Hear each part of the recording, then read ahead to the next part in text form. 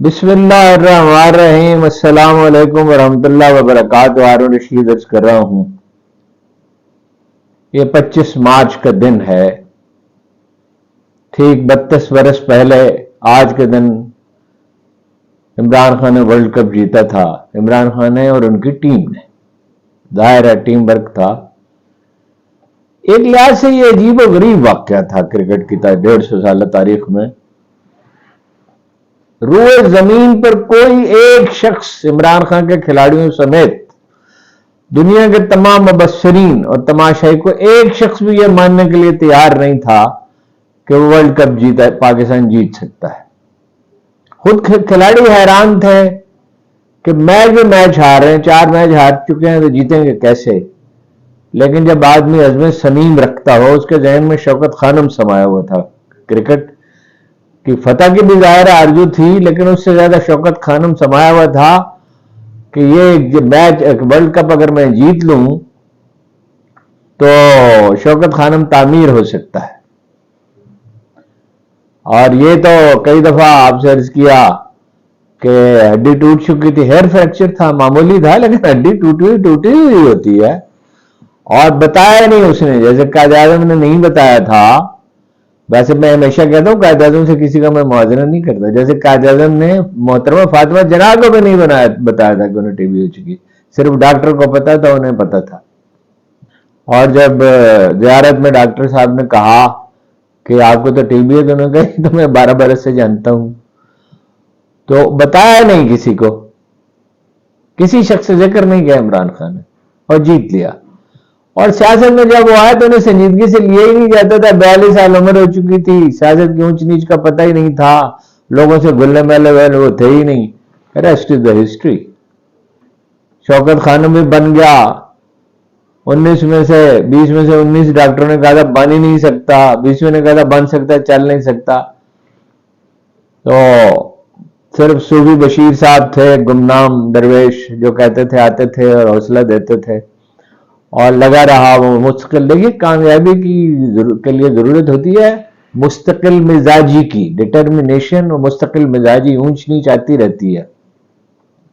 मैं जब इस बारे में सोचता हूं तो सोचता हूं कि मुश्किलात बड़ी या छोटी नहीं होती। असल में यह है कि अज़्म समीम है या नहीं है। बाबर के पास कौन सी फौज थी कि हिंदुस्तान पता करता, कुल 12,000 तो आदमी थे। और सलाउद्दीन अक्का की जंग हार गया था, और आखिरी जंग में इब्राहिम लिंकन का आलम यह था कि खुद उसे खेमा गाड़ना पड़ा, और जनरलों से वो तंग आया हुआ था। और एक दफा तो ये कहा कि मुझे तमगों वाले जनरल नहीं चाहिए, मुझे ऐसे जनरल चाहिए जो जंग जीत सकता हो। लेकिन अगर नोबल काज हो और अज़्म समीम आदमी रखता हो तो कुदरत उसकी किसी मदद करती है। और कुरान मजीद कहता है मुखलिस आदमी नाकाम नहीं हो सकता, गुमराह भी नहीं हो सकता, नाकाम, कोई जर्रा खुलूस जाया नहीं होता। अब हमारे सामने एक और खिलाड़ी है, मोहम्मद रिजवान। सियासी मौजूआत बड़े अहम हैं, लेकिन मोहम्मद रिजवान है जिसने एक शानदार बयान जारी किया है। मोहसिन नकवी ने कहा था जब उन्होंने चेक फेंक दिया था, तो वो तो चेक तो नहीं होता, वो तो अलामती होता है इतने बड़े साइज का, वो तो फेंकना ही होता है। लेकिन बहरहाल उसमें नजर आता था वो जब आमने सामने खड़े हुए और मोहसिन नकवी उसकी तरफ बड़े जोन के साथ, हैं जी, एक अजीम रहनुमा की तरह, तो वो पीछे हट गए थोड़ा सा। तो उन्होंने इशारा दिया कि भाई आप इतना करीब ना हैं, आप मेरे हीरो नहीं हैं।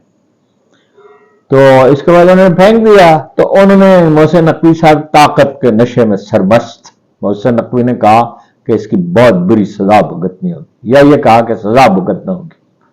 क्या सजा भुगत सकते हैं?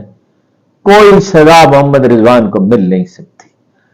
उसके तेवर बताते हैं कि उसे परवाह ही नहीं है। उसने कहा, देखिए, बाद लोग अपने वजदान के बल पर जान लेते हैं कि जिंदगी क्या है, इंसान क्या है, कायनात क्या है, और इसका खालिक कौन है। उन्होंने कहा कि जिंदगी में रुपया पैसा क्या मानी रखता है। और दरअसल ये कहा भाई खेल भी क्या मानी रखता है। मानवीय जो है कोई चीज मानी रखती है तो वो ज़ात करीमी अल्लाह ताला की और उसके अहकामात की पैरवी है और उसकी तबलीग है। और इस कोशिश में मैं लगा रहता हूँ, अपनी सी कोशिश जरूर करता हूँ। तो उन्होंने मैसेज दिया कि जो करना करो। कहा शादाब को बनाया जाएगा कैप्टन, बना दे शादाब को। اگر اسے کرکٹ ٹیم سے نکال بھی دیا جائے تو کرکٹ کی تاریخ پہ اس کا نقش رہے گا.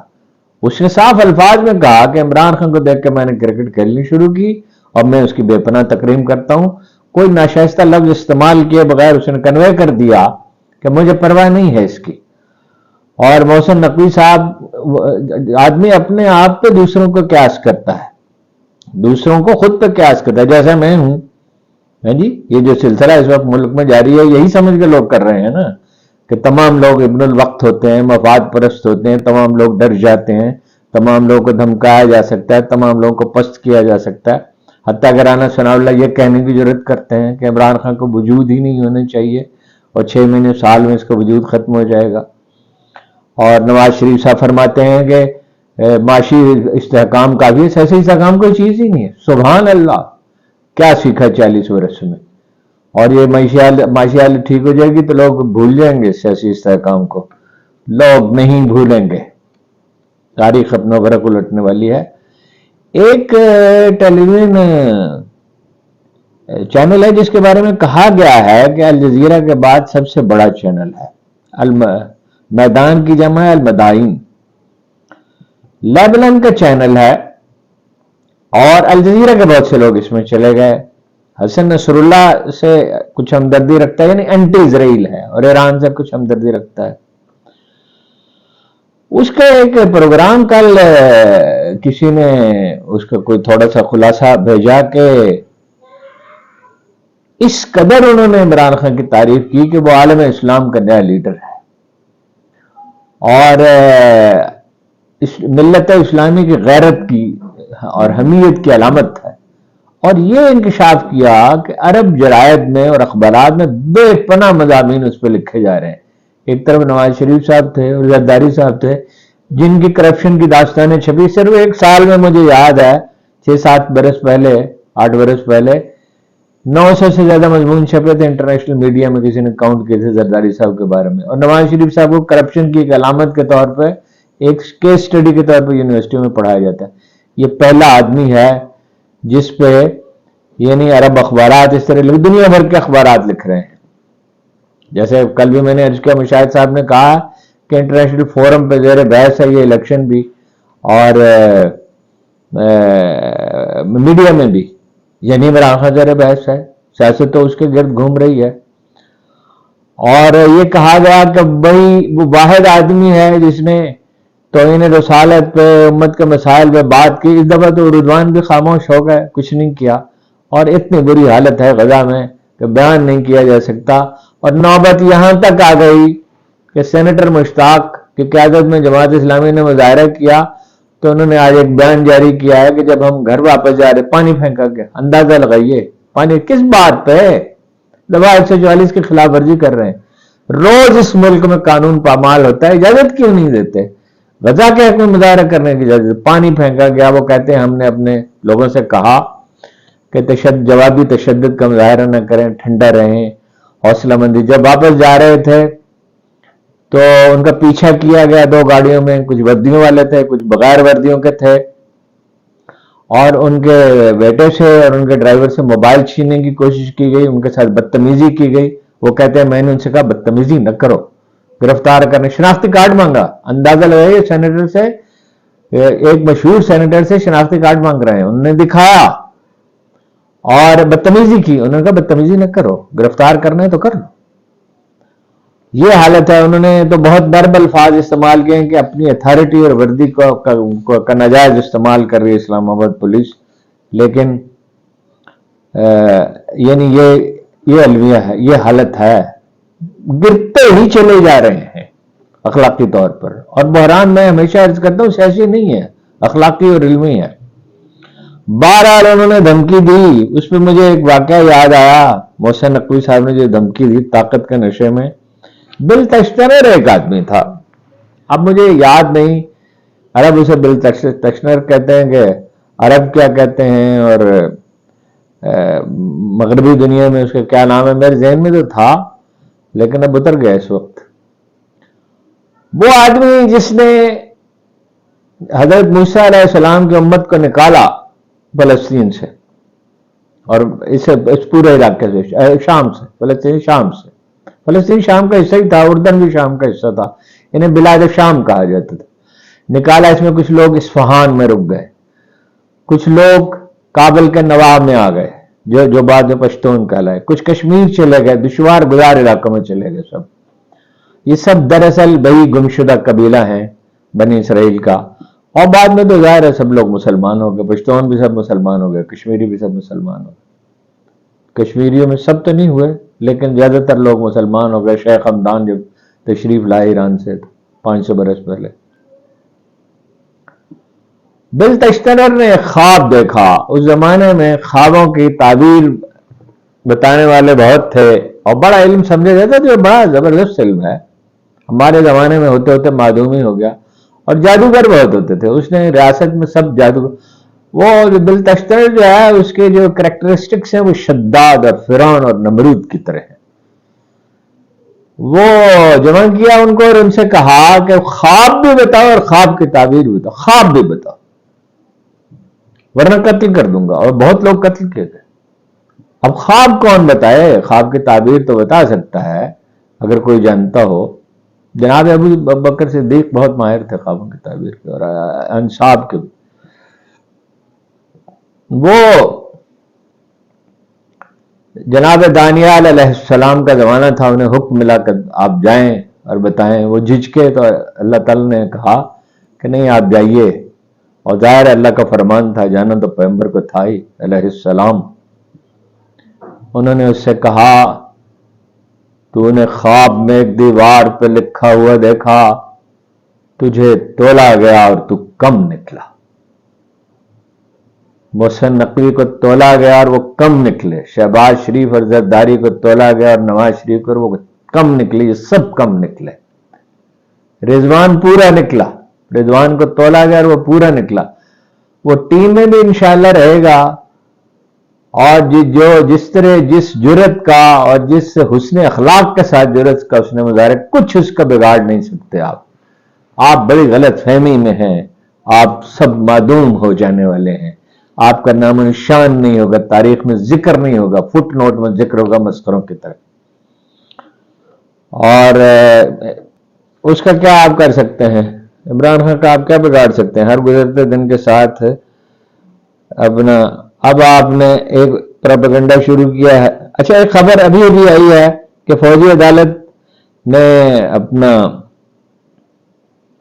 رہا کر دیا سولین قیدیوں کے، جن میں فوجی عدالت میں مقدمے چل رہے تھے، بعد میں جن کی سزا پوری ہو چکی ہے، اور باقی قانونی جو ہے وہ لڑائی چلتی رہے گی۔ اعتزاز احسن صاحب نے کہا ہے کہ فوجی عدالت کو اختیار ہی نہیں ہے، وہ عدالت میں جائیں گے، وہ کسی سولین کو گرفتار کر ہی نہیں سکتی، انہیں یہ حق ہی نہیں ہے۔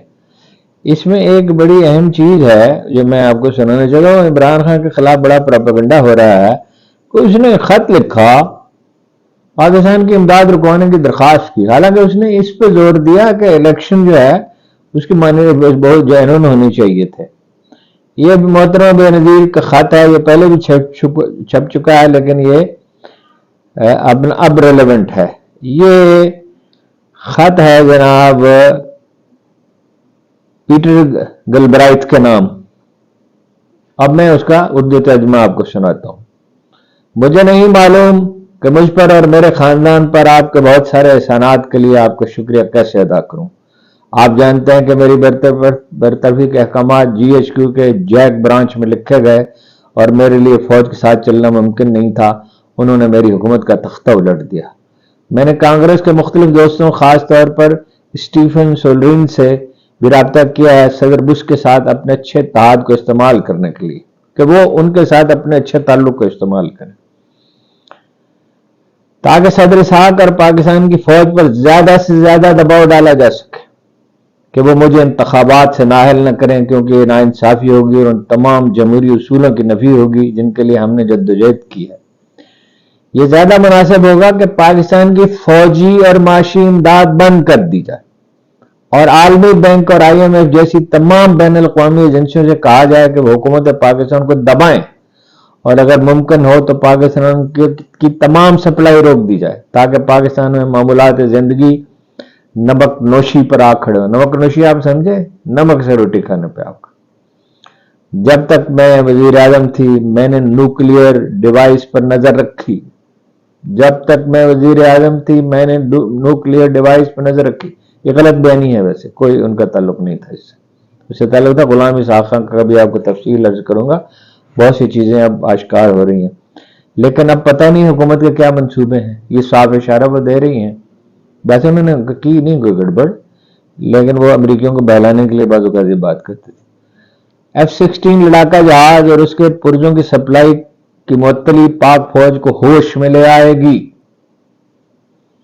پیرا پیٹر، ڈیئر پیٹر، یہ انگریزی کا طرز تخاطب ہے، اس سے کوئی غلط مطلب نہ ہے.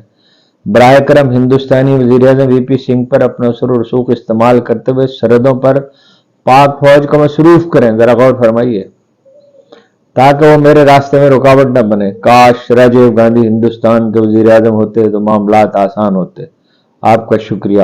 گرم جوشی کے ساتھ آپ کی مخلص بے نظیر بھٹو، 24 ستمبر 1990. بیبی حکومت برطرف ہوئی. اب آپ اندازہ لگائیے. باقی وہ ایشو آپ نے دیکھ لیا. آج چیمہ کے جناب دو صاحبزادے جو ہیں ان کی فیس 3 سال کے لیے معاف کر دی گئی. اس پہ میں ان کے اثاثوں کی بھی آپ کو تفصیلات بتاتا ہوں. اس پہ وزیر اعلی گورنر پنجاب نے جو بیان دیا ہے وہ بڑا چونکا دینے والا ہے. گورنر صاحب نے فرمایا کہ ان کے خلاف تو کارروائی ہونے والی تھی،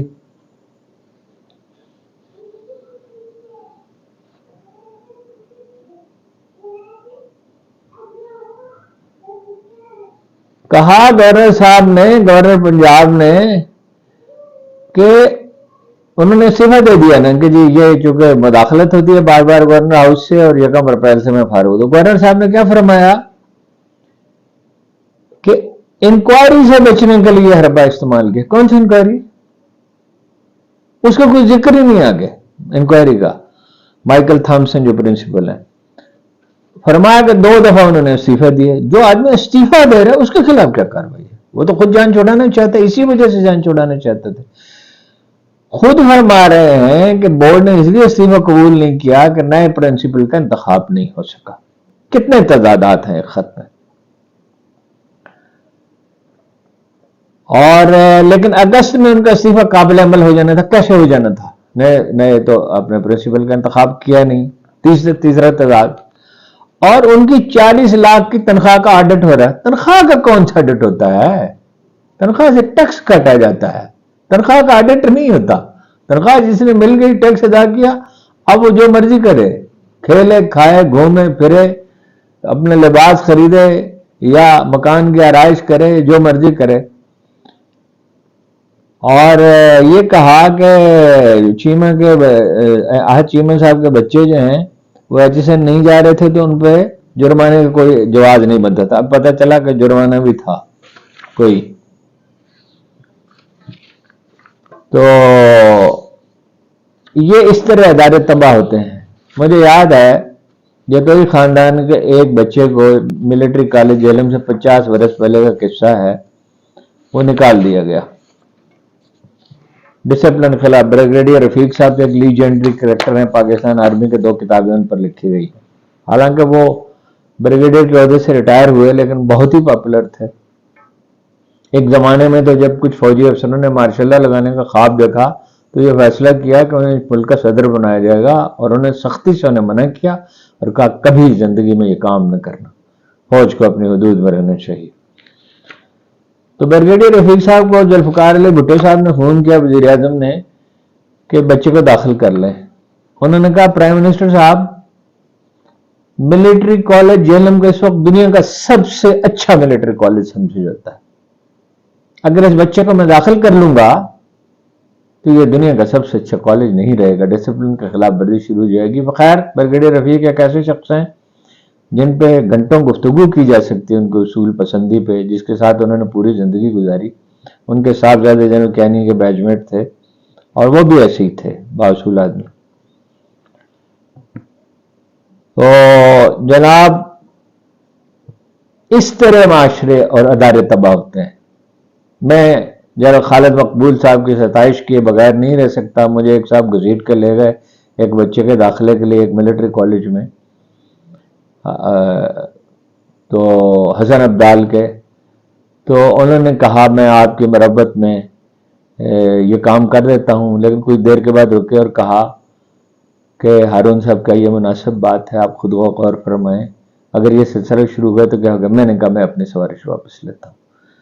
ادارے اس طرح تباہ ہوتے ہیں، معاشرہ جو ہے اس طرح مافیاز کی زد میں جاتا ہے.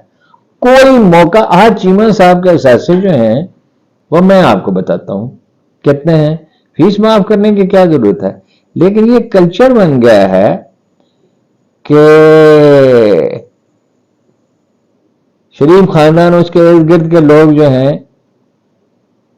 وہ کس طرح اپنا کوئی مالی مفادات کا کوئی موقع ہاتھ سے جانے نہیں دیتے. یہ اثاثے میں ڈھونڈ رہا ہوں، میں آپ کو دکھاتا ہوں. وہ اتنا لمبا تھا کہ میں نے کہا نقل کرنے کے بجائے بہتر ہے کہ میں اسی میں سے آپ کو پڑھ کر سنا دوں. زرعی زمینیں ہیں، مکان ہیں، بزنس ہیں. 1 کروڑ روپے مالیت کی ایک عدد غیر رجسٹرڈ پراڈو کار ہے، یہ کہا گیا ہے. 2 ہونڈا سیوک اور 2 ہونڈا سٹی گاڑیاں ہیں. موضع کرباٹ میں زرعی اراضی ہے. بیرون ملک پولٹری فارم ہے. امریکہ کی میری لینڈ اسٹیٹ میں 6 ایکڑ اراضی کا مالک ہے. اپنے بھائی احمد سعود چیمہ کے نام $2 لاکھ امریکہ بھجوائے تھے. عارف عالم رانا احسان کے نام پر رجسٹرڈ کولڈ سٹوریج بھی آج چیمہ کی ملکیت ہے. یہ الزام سمجھ لیں. آج چیمہ کی جانب سے سرگودا میں بھی کرشنگ کا کاروبار ہے. ڈیرہ غازی خان میں پنجاب کالج کی برانچ میں 4 کروڑ کی سرمایہ کاری ہے. بیدیاں روڈ پر 15 کنال 5 مرلہ اراضی کے مالک بھی ہیں. 40 لاکھ مالیت کے 2 آئل ٹینکر احمد چیمہ کی جائیداد میں شامل ہیں. جائیداد میں 2 کروڑ 40 لاکھ کی مالیت کی شہر میں اراضی بھی آج چیمہ کے نام پر موجود ہے. میزان بینک میں 30 لاکھ روپے انویسٹمنٹ کر رکھی ہے. 217 کے انکم ٹیکس ریٹرن میں FBR کے روبرو خود کو اندرون ملک اربوں روپے مالیت کی 21 جائیدادوں کا مالک بتایا ہے. ریٹرن کے مطابق آج چیمہ کوٹ بمن میں 20 کنال اراضی اور بھیک احمد یار حافظ آباد میں، یہ جگہ کا نام ہے، 134 کنال 12 مرلہ اور 113 کنال 19 مرلہ زرعی اراضی لاہور. کرباٹ گاؤں تحصیل کینٹ میں 2 کروڑ روپے سے زائد مالیت. یہ تو بہت طویل سلسلہ ہے بھائی، یہ کب تک میں پڑھتا رہوں گا. بچوں کی فیس معاف گورنر کے حکم پر، جو میں آپ سے عرض کرتا ہوں یہ چراگاہ ہے، چراگاہ. اور ابھی انہیں سمجھ نہیں آ رہی کہ ملک کس طرح نہیں چلا.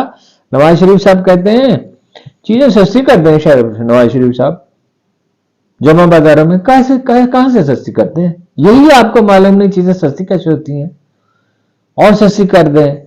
اور یہ جو رمضان بازار ہیں اور سیاسی استحکام کا مسئلہ نہیں. جب معیشت ٹھیک ہو جائے، کیسے معیشت ٹھیک ہو جائے گی شہباز شریف صاحب؟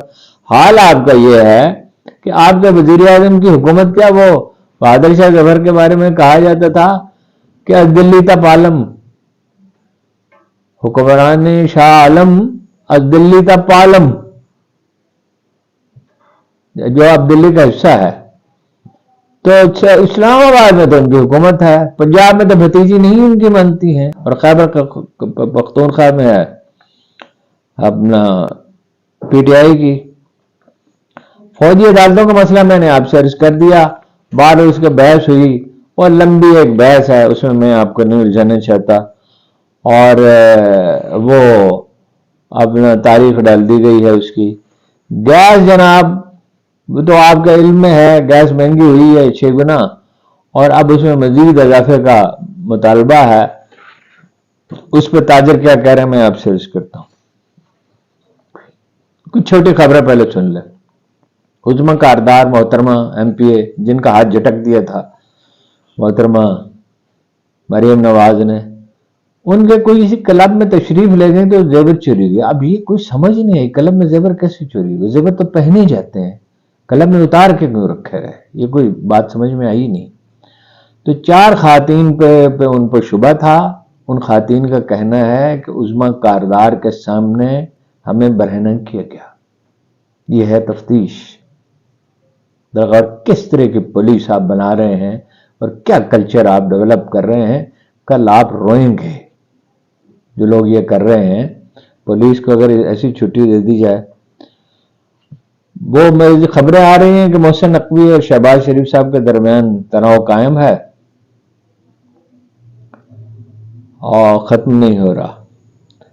शौकत बसरा ने कहा है कि 40 मेंबर तोड़ने की जो खबरें फैलाई जा रही हैं, ये महज प्रोपेगेंडा। पंजाब असेंबली के 104 मेंबर इंटैक्ट हैं, पुरअज़्म हैं और कोई उनमें से डिसिप्लिन के खिलाफ वर्जी नहीं कर रहा। जावेद आजमी साहब ने यह कहा है, एक आदमी डट कर खड़ा हुआ है, इमरान खान के बारे में कहा, लोग उसे नहीं छोड़ेंगे, लोग उसका साथ देंगे।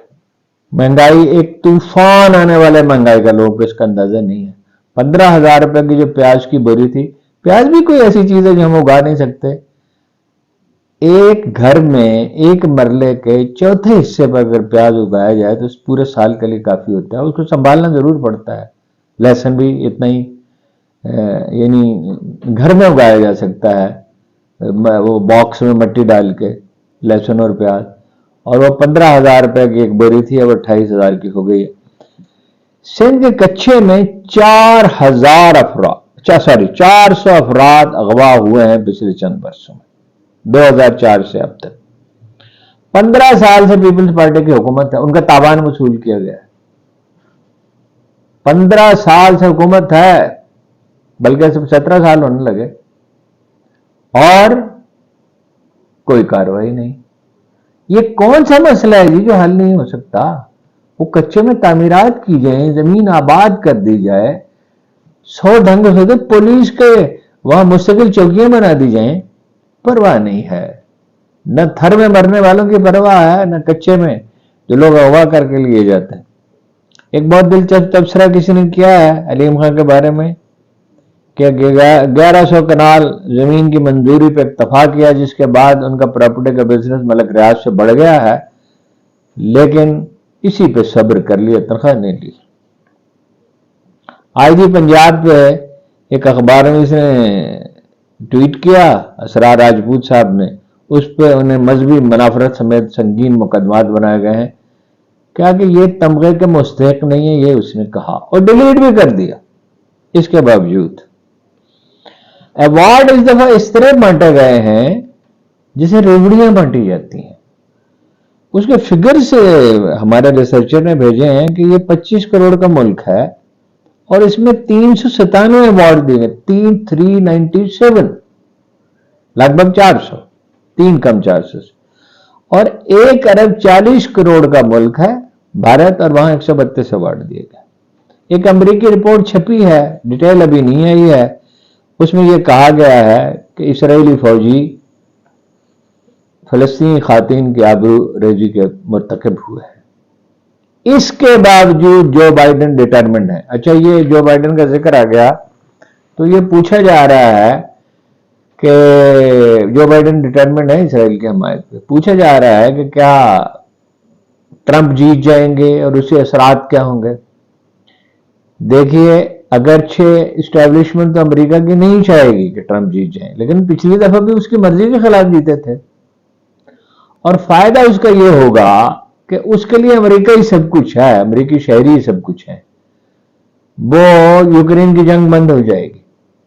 पाकिस्तानी कम्युनिटी ने फैसला कर लिया है उसकी हमायत का और बड़ी तादाद है, और यह कहा जा रहा है कि इसमें पाकिस्तानी कम्युनिटी इंडियन कम्युनिटी से ज्यादा मुतहर्रक है।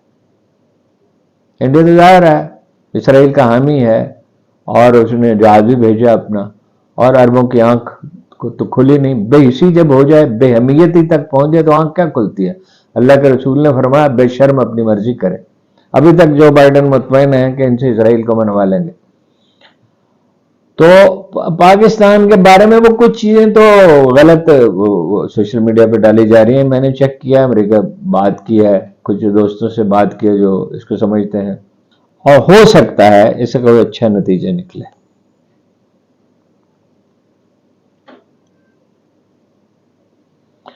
तीन यूनिवर्सिटियां भारत में, 3 इंटरनेशनल नामवर यूनिवर्सिटियां, और यूनिवर्सिटी की जो अहमियत है काश हमारे लोग समझते कि एक यूनिवर्सिटी सदियों में बनती है। वो एक अमरीकी गया, पुराना किस्सा है, बरतानिया, और उसने वहां के पार्क देखे اور وہ گیا مالی کے پاس اور اس سے پوچھا کہ ایسا پارک کتنے پیسوں میں بنتا ہے، امریکیوں کو زوم تو بہت ہے نا. اس نے کہا پیسے نہیں لگتے، 200 برس لگتے ہیں. یہ جو ییل اور آکسفورڈ اور اسٹینفورڈ 3 یونیورسٹیاں اپنے کیمپس کھولے. یہاں جرمنی کی 2 یونیورسٹیاں اپنے کیمپس کھول رہی تھی پرویز علیہ کے زمانے میں. شہباز شریف صاحب آ گئے، انہوں نے کہا کوئی ضرورت ہی نہیں. شاہد خاقان عباسی صاحب نے کہا شہباز شریف کی حکومت 2 ایکسٹینشنز تک ہے، ایک تو ہمیں سمجھ میں آتی، دوسری پتہ نہیں کون سی ہے، اور یہ حکومت چلتی ہوئی نظر نہیں آتی. ٹھیک ہے. نواز شریف صاحب ایسے فرماتے ہیں 5 سال پورے کرے گی، پتہ نہیں کہاں سے انہیں پتہ چلا 5، جس کی بنیاد ہی کوئی نہیں ہے، جو قائم ہے جہل سازی پہ. اور انہوں نے کہا ہے کہ 2 ماہ میں حکومت پارٹی ان کی بن جائے گی، مشورہ کر رہے ہیں. اور انہوں نے کہا کہ موجودہ پارٹیاں جو ہیں وہ تینوں پارٹیاں جو ہیں مسائل حل نہیں کر سکتی، ملک کو سیاسی استحکام درکار ہے. اور اپوزیشن، یہ ایک عجیب فکر ہے، انہوں نے کہا اپوزیشن کی سوچ یہ ہے کہ الیکشن چوری ہوئے. شاہد خاقان عباسی صاحب، اپوزیشن کی سوچ نہیں ہے، ساری دنیا جانتی ہے کہ الیکشن چوری ہوئے ہیں، اس میں کوئی شبہ ہے. اتنی محتاط زبان کے ساتھ لیڈری نہیں ہو سکتی. شائستگی اچھی ہے مگر ایسا کیا کہ اپوزیشن سمجھتی ہے. اپوزیشن کون سا انڈیپینڈنٹ آدمی ہے جو یہ نہیں سمجھتا الیکشن چوری ہے، اور کون سے مزید شواہد درکار ہیں. ویاڑی میں جناب رمضان پیکج کے 600 تھیلے تحصیلدار نے برآمد کیے ہیں، 24 لاکھ روپے مالیت کے. یہ پتہ نہیں کس نے ان کو مشورہ دیا ہے کہ آٹے کے تھیلے بانٹنے کا. لوگوں کو پیسے دے دیں، وہ آٹا خرید لیں گے. جب سرکاری اہلکار ملوث ہوں گے تو آٹے کا معیار بھی گرے گا، چوری بھی ہوں گے، اور پسندیدہ لوگوں کو دیے جائیں گے. جنوبی وزیرستان میں ایک بڑی خطرناک صورتحال پیدا ہوئی ہے. 1200 پولیس والے 6 تھانوں کے ہڑتال پر چلے گئے. ان کا اعتراض یہ ہے کہ پیراملٹری فورسز وہ اپنے احکامات جاری کرتی ہیں، پولیس کو کام کرنے کی اجازت ہی نہیں ہے. حکم دیا جاتا ہے اور اس کی تعمیل کرنی پڑتی ہے. 18 گھنٹے کام کرنا پڑتا ہے اور بدسلوکی کی جاتی ہے. کسٹم والے اور دوسرے ایف سی والے وہ آپس میں لڑتے ہیں، اور انہوں نے الزام لگایا جس کی تحقیقات ہونی چاہیے کہ نان کسٹم پیڈ گاڑیوں میں اسمگل کرتے ہیں. لیکن یہ ابھی تھوڑی دیر پہلے یہ اطلاع ملی کہ کچھ بات چیت ہو رہی ہے اور امید ہے چیزیں ٹھیک ہو جائیں گی. کراچی کے سر سید تھانے میں رانا ثناء اللہ خلاف درخواست دی گئی جنہوں نے قتل کی دھمکی دی عمران خان کو. اب تو وہ مکر گئے ہیں، دھمکی تو انہوں نے دی ہے. تھانے میں کے پی میں درج ہونے چاہیے، اور کسی عدالت میں دمخم ہے تو اس کی تحقیقات کرے. اور رانا صاحب کو بلائے اور احمد ولی خان کو بھی بلائے، انہوں نے بھی بیان دیا تھا کہ اس کا کیا مطلب ہے. لیکن ہمارے عدالتی نظام کا جو حال ہے وہ تو آپ کو پتہ ہی ہے. مرتضیٰ جتوئی غالباً ان کے فرزند مصطفیٰ جتوئی مشہور وزادار سیاستدان جو تھے، ان کے گھر پہ چھاپا مارا گیا اور ان کا الزام یہ ہے کہ ان کے کہنے پہ مارا گیا ہے، زرداری صاحب کے. اس کے سوا امید ان سے ہو بھی کیا سکتی ہے. اسد علی طور صاحب نے کہا ہے کہ ذہنی تشدد بہت کیا گیا، اذیت دی گئی ذہنی، اور میں ٹوتھ پیسٹ پہ لکھی ہوئی عبارت کو بیٹھا پڑھتا رہتا تھا. جو لوگ اس طرح کی قید تنہائی میں ڈالے جاتے ہیں وہی جانتے ہیں اس کی اذیت کیا ہے. اور نہایت گندا اور بدبودار واش روم تھا. عاطف نے کہا شاہد افریدی کے بارے میں کہ اگر وہ نون لیگ کی طرف مائل ہیں تو کھل کر اس کا اظہار کریں. انہوں نے کہا وہ مائل ہیں، وہ کھل کر اظہار کریں. کس طرح آنے بہاد میں ایک ہیرو اپنی شان و شوکت کھو دیتا ہے. کیا عظمت و شان تھی، بس سیاست میں بیان دیا. آپ کو کیا ضرورت پڑی تھی سیاست؟ آپ کو سیاستدان ہیں، سیاست میں بیان دے رہے ہیں. 9 مئی کے آپ کوئی جج ہیں، آپ نے کوئی تحقیق کی ہے، کوئی تفتیش فرمائی ہے آپ نے، اور اب عجیب و غریب وہ کر رہے ہیں. ڈاکٹر اشفاق صاحب نے، میں نے آپ سے کہا مہنگائی کا طوفان والے ڈاکٹر اشفاق حسین مشہور جو ماہر معیشت ہے، انہوں نے بھی یہ کہا ہے، اور یہ کہا ہے کہ اگر کوئی لانگ ٹرم لون اب لیا گیا تو 50 سال کے لیے ہماری معیشت تباہ ہو جائے گی. اور ارجنٹائن بن جائے گا پاکستان، جو معاشی تباہی کا استعارہ ہے. عمران خان کے پروڈکشن آرڈر جاری ہو گئے ہیں ڈسٹرکٹ اینڈ سیشن جج نے. اس کی درخواست کی گئی تھی پی ٹی آئی کے وکلاء کی طرف سے. سلمان اکرم راجہ صاحب نے کہا ہے کہ سماعت اب بھی ہو رہی فوجی عدالتوں میں. 103 مقدمات کی ہو چکی ہے اور وہ فیصلے تو اس لیے نہیں سنائے جا رہے کہ سپریم کورٹ نے روک دیا تھا، تو انہوں نے کہا ایک میجر اور 2 کرنل اب بھی کر رہے ہیں. ایک بھارتی چینل سے ایک ایٹمی پروگرام کے کچھ اقتباسات سنے ہیں. وہ کہتے ہیں میں نے خود سنا، وہ کہتے ہیں کہ پاکستان میں معاشی طور پر کتنی ہی تنگ دستی کیوں نہ ہو اور کتنے ہی سنگین مسائل کیوں نہ ہو، کتنے ہی بحران کیوں نہ ہو، مگر پاکستان کی فوجی قوت انڈیا سے زیادہ ہے. کبھی میں اس کی تفصیل آپ سرچ کروں گا. ان کے میزائل بہتر ہیں، ان کے ایٹم بم بہتر ہیں. اور یہ کہا چیخ چیخ کر ایک صاحب نے کہ پاکستانی جنرل کسی وقت بھی ایٹم بم استعمال انڈیا تو نہیں کرے گا. ہاں انڈیا تو بہت امن پسند ملک ہے، اقلیتوں کے ساتھ بڑا اچھا سلوک ہے، کشمیریوں کے ساتھ بڑا اچھا سلوک ہے، بدھوں عیسائیوں کے ساتھ کبھی کسی گرجے پہ حملہ نہیں ہوا. اور وہ ایک عجیب یعنی خوف کی حالت میں ایک آدمی چیخ رہا تھا. کچھ اور چیزیں بھی ہیں. پی ٹی آئی میں تنظیم نو کی ضرورت ہے. روس پر حملے کا مسئلہ ہے، صحافیوں کے کیسز ہیں جو سنے جا رہے ہیں، وہ جو ان کو آئی نے نوٹس دیے ہیں. لیکن گفتگو بہت لمبی ہو جائے گی، تو اس لیے میں یہیں روکتا ہوں اس کو. بہت آلریڈی طویل ہو گئی ہے، 30 منٹ کے قریب ہو گئی ہے. تو باقی بات انشاءاللہ کل کریں گے. آپ کا بہت بہت شکریہ.